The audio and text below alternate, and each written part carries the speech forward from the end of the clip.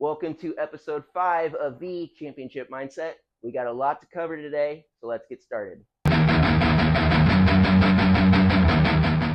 All right, some of you have heard this one before. There are those who do a little and think they've done enough, and there are those who do a lot and worry whether they've not done enough.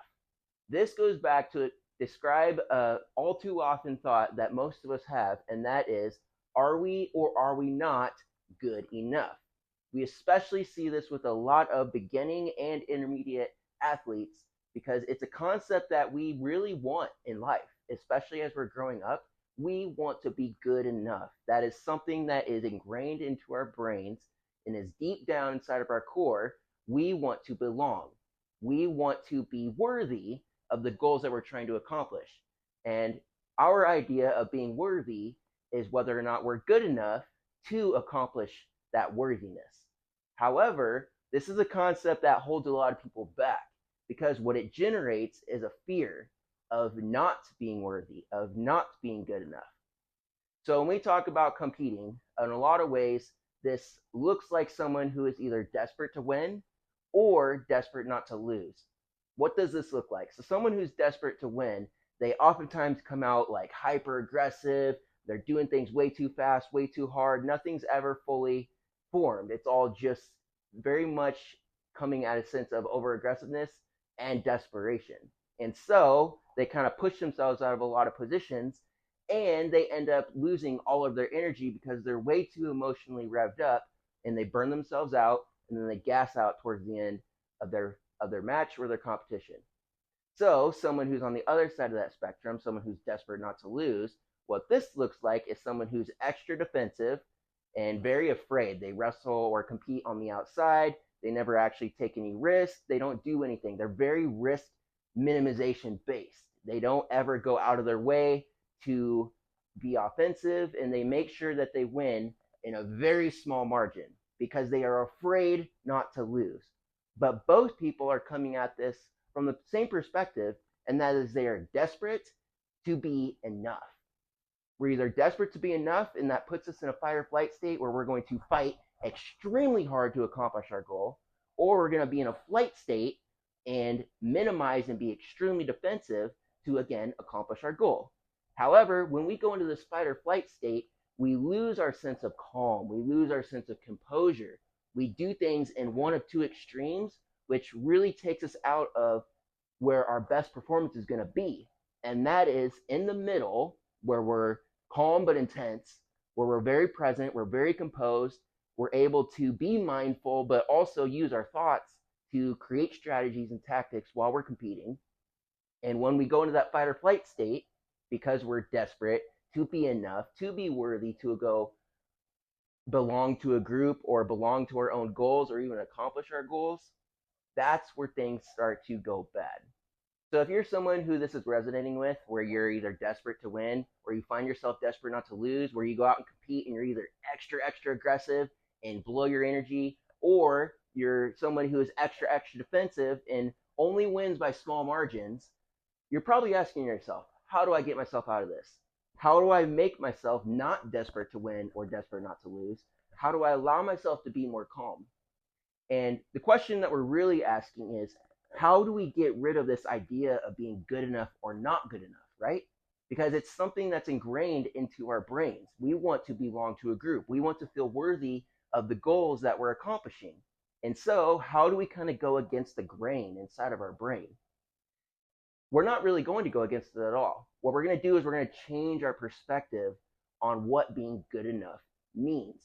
Being good enough doesn't look like whether or not you accomplish your goal, whether or not you succeed in the expectations that you set out, right? A lot of times we have this expectation of how we're supposed to compete, of how many points we're supposed to score, of how our performance is supposed to look. And if we match up to those expectations, then we feel like we did good enough. If we feel like we didn't match up to those expectations, then we feel like we didn't do good enough. However, it's those expectations that are kind of creating the mess that we're going into. Should you be someone who doesn't have certain expectations of how you should perform? Absolutely not. But again, the perspective is about the goal. We don't want our perspective to be about the goal. We actually want the perspective to be about our values. What are our values? Our values are how we want to compete, how we want to be as a person, not what we're trying to achieve, what we're trying to do, but how we're going to go do it. Are we somebody who wants to be successful by winning by 1 or 2 points, by being extra defensive? Or do we want to be somebody who goes out there and looks to dominate, looks to score a lot of points, looks to be offensive? And that's the identity piece. How do we want to be while we're out there? So then we go back to the conversation of, are we good enough? Are we not good enough? Whether or not we're good enough is not determined by how much of our expectations we meet up to in terms of our goals. It's how much of ourselves we're being. That's whether or not you're being good enough. Because good enough is determined by how much of your true self are you being. When you're out there and competing, are you being how you want to be? Are you being that offensive minded person who is calm and relaxed and intense and all of these things? Are you being that? And if you are being that, win, lose, scoring a lot of points, not scoring a lot of points, it's the effort that counts, and it's whether or not you're being your true self that determines whether or not you are good enough. Because the whole purpose of all of this is to be your best self, right? So isn't that the only true metric of determining whether or not you're worthy, whether or not you're good enough? And so even as an athlete, that's still the one true metric. Are you being yourself while you're out there, or are you being more guided by your fears and your desperations and those walls closing in on you about whether or not you're going to be good enough to accomplish this goal? Well, the only way you're going to be good enough to accomplish this goal is if you exercise all those values that you have. If you be your true self while you're out there and be the best version of you, which you know what that is. Everybody's a little bit different, but you, in your heart, you know what the best version of you is. And as long as you exercise that, you will always be good enough. And the goals, they'll take care of themselves. As long as you be yourself while you're out there and you maintain that calm presence and be intense and stay offensive and look to have fun while you're competing, the goals, the wins, all of that stuff will take care of itself. But the main focus needs to be on your values. So all this values talk kind of brings up a third question, and that is, should we be somebody who doesn't have any goals? And absolutely not. We should absolutely have goals. What we're talking about is we want to understand our values and we want to understand our goals. However, we do not want to be prioritizing our goals instead of our values, because if we prioritize our goals at the sacrifice of our values, you're going to maybe still go accomplish that goal, but it won't be in a way that was ever resonating with your values. And so when you actually go accomplish that goal, it won't feel as good as it would have felt if you would have done it in a way that resonated with your values.